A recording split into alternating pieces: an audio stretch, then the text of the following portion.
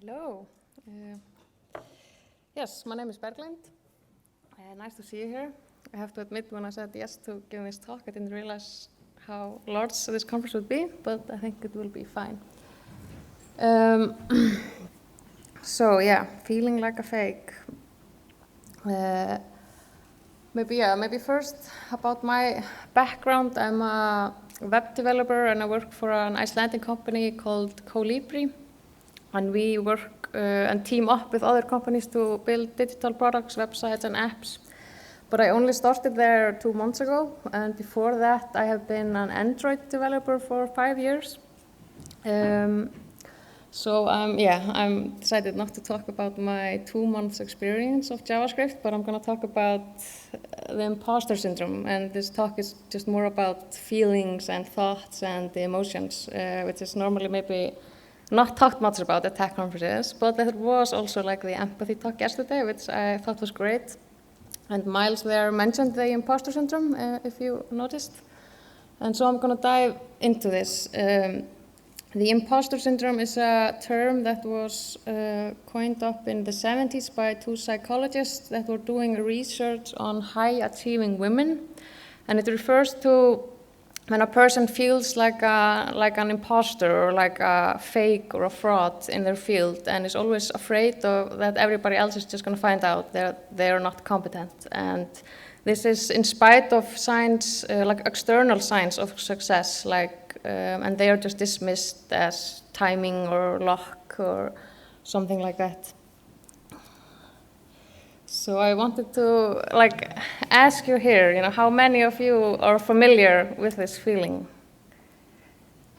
Nice, exactly. And yeah, you are not alone. That's normal. Some studies showed that 70% of all people have experienced this at some point in their time, and 2 out of 5 successful people, feel like fakes most of the time. And you will be glad to hear that this is really common with successful and high-achieving people. And it's not gender exclusive, but it is more common with women, and especially than in male-dominant fields. But you're also in a group with people like Neil Gaiman, Tina Fey, Bill Murray, and Emma Watson, who have all expressed that they have experienced imposter syndrome. So that's not a bad group to be a part of. I'm going to start out just with telling you my story, and then later on I have some advices that have helped me to overcome it. And I am a female in a male-dominant industry, and I think my insecurities might have sprung from that. I studied computer science in the university here in Iceland, and when I started to study it, I didn't really know programming. I had done just a little bit in HTML, and I accidentally took 1 course in SQL in college, but I really liked math and computers, so I decided to try it out. And I remember at the first social event in the school, some guy came up to me and asked me, what computer games do you play? And I was like, oh my God, fuck, I'm never going to be a good programmer because I don't play any computer games. But then I realized that you don't have to play computer games to be a programmer, and you definitely are not necessarily a good programmer even though you play computer games, which was a relief. Another thing I noticed when I was in the university, that this difference between guys and girls, because I was one of very few girls in my studies. We were just I don't know, 2 or 3 others maybe. And I really have this urge to talk about my feelings with my girlfriends, and I do that all the time, and if I'm stressed and stuff like that. But the guys really don't do that.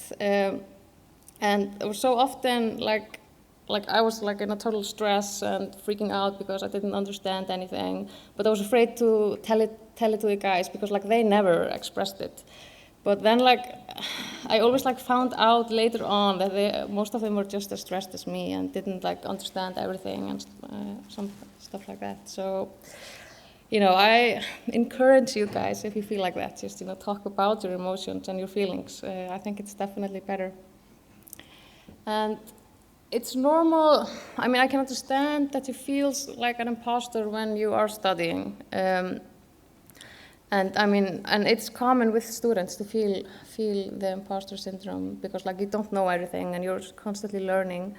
And like I just had this nagging fear that I was not good enough programmer and expected it would just, go away after I graduated. But then it kind of didn't. And I studied Android programming the first time it was taught here in Iceland in 2009 to 10, and then I graduated in 2010. And I started to work on Android and PHP, if you remember that programming language, but mostly Android, and did another Android program on the side. And then in 2012, I was approached by an Icelandic startup called Plain Vanilla, which does the trivia app called QuizUp, which is like, I would have to say, the best trivia app in the world, and has gained like worldwide success. And they approached me because like I was one of the most experienced Android programmers in Iceland, which might sound cool, but I thought it was terrifying because I did not feel like I was that experienced.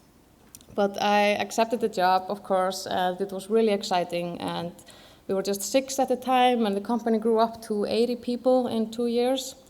And yeah, gained like really worldwide huge success.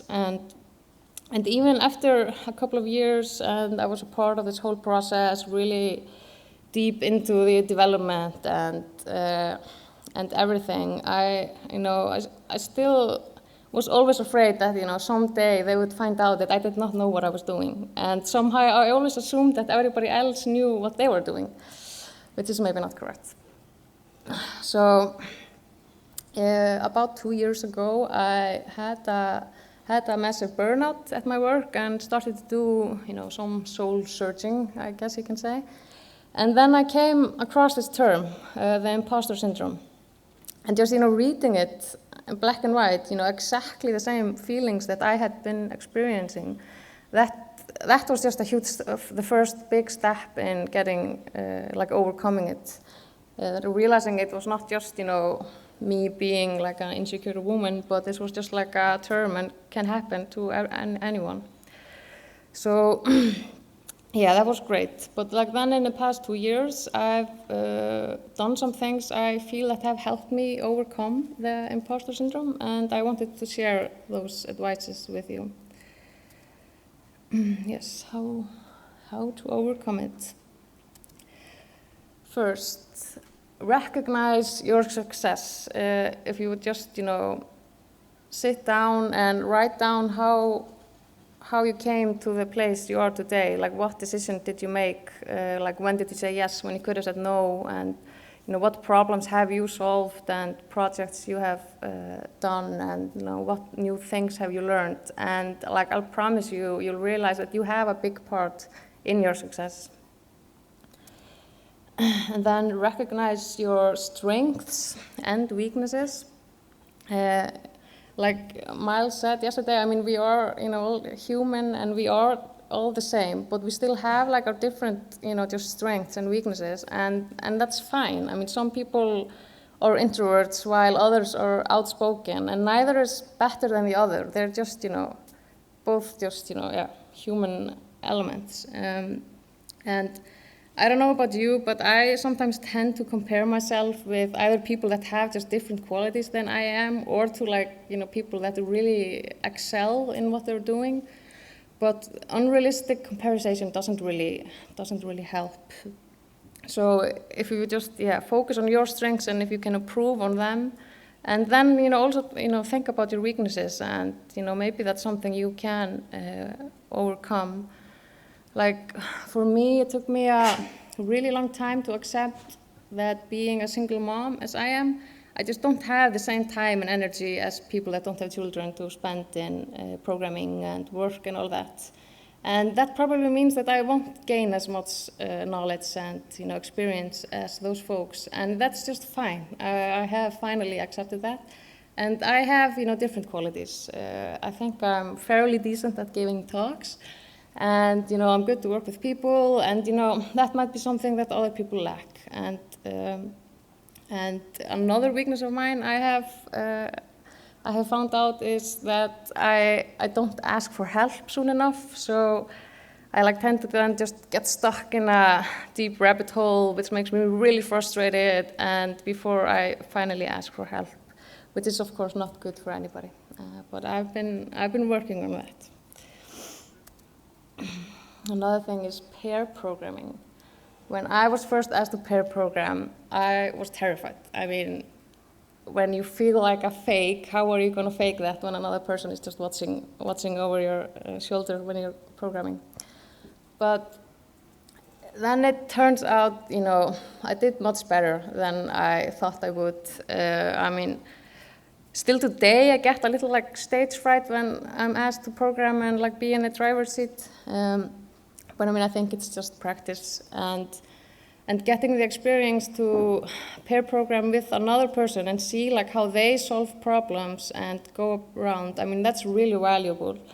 And you will definitely see that other people don't know what they're doing all of the time either, So that's really valuable. And I'm not saying to pair program all the time. I definitely think there's a time and a place for it, but definitely do it, every once in a while. I think that's really healthy.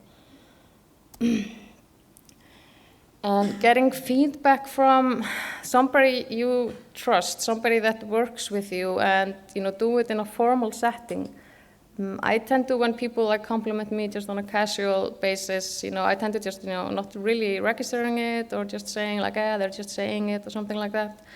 But having a formal feedback, I have both done this at Plain Vanilla where I used to work, and we also do this at Colibri, where just both persons, come prepared to talk about your weaknesses and strengths and, giving constructive feedback.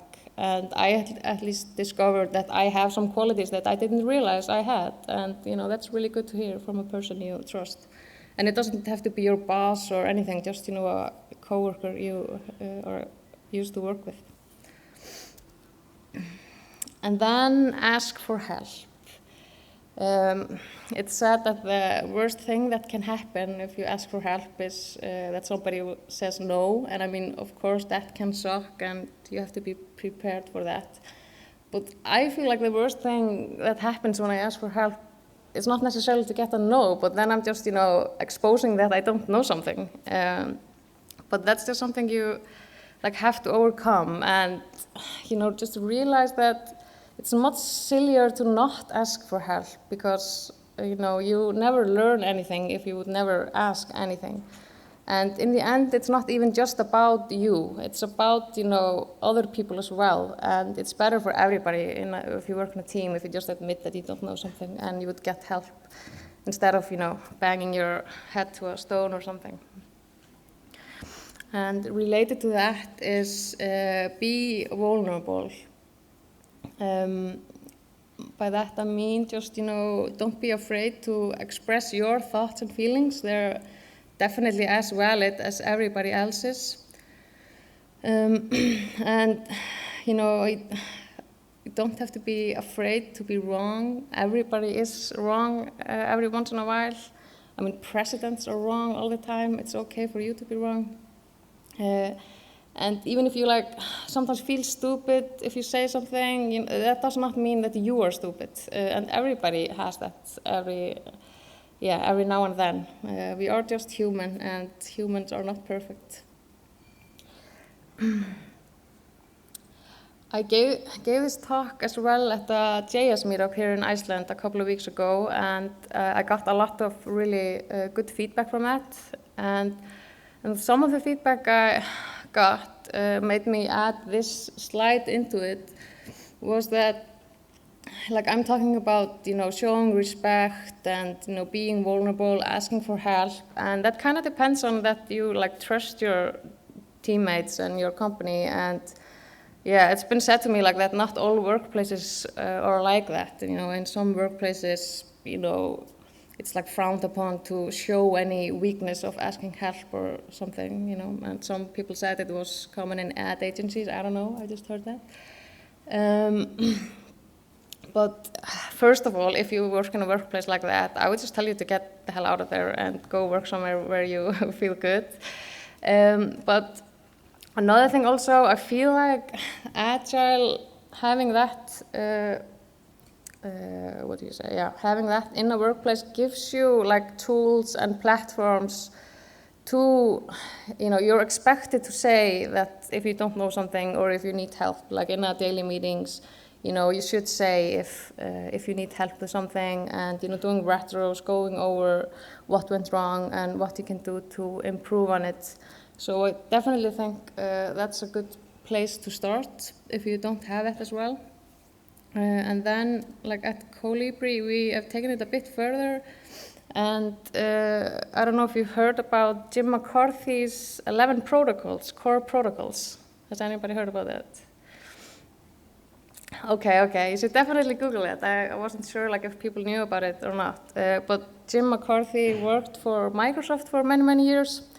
And he was just really good at building teams, and even like spent I think 2 or 3 years just researching how is the best way to work in a team and being a good teammate, and so the team basically works for the minimal amount of time but maximal amount of output, and that really depends on that people feel they can be themselves and feel good working in a team. So he has like these 11 protocols. I'm not going to go through them all. One of them is, ask for help. One I wanted to, explain is check-ins, which is a thing you do either at the start of a meeting or on a regular basis. Like in Colibri, we do this just every Friday, and then also in some meetings. And then you go the circle, so everybody shares their feelings.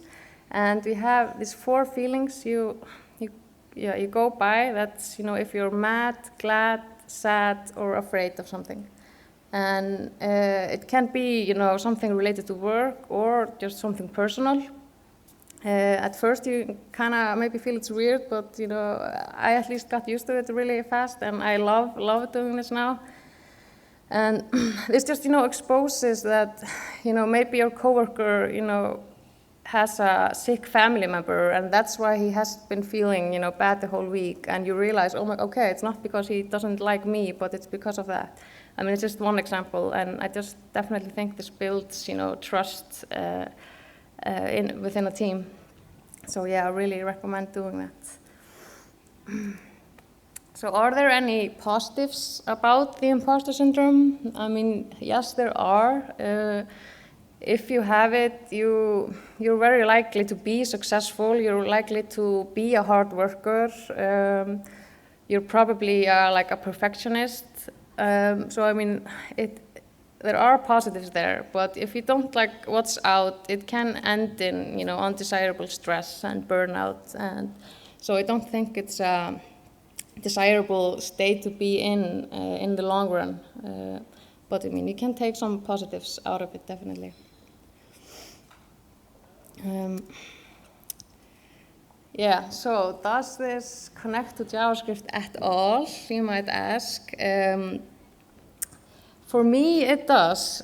Going from like a senior Android position, I was at Play Vanilla, and going to like a junior front-end web developer at Colibri it took a lot of courage, and I don't think I would have done it if I still suffered severely from the imposter syndrome, because I knew it would mean that I would have to be totally honest about my JavaScript skills, which are not that good, and I would have to be not afraid to ask questions, and to just being honest.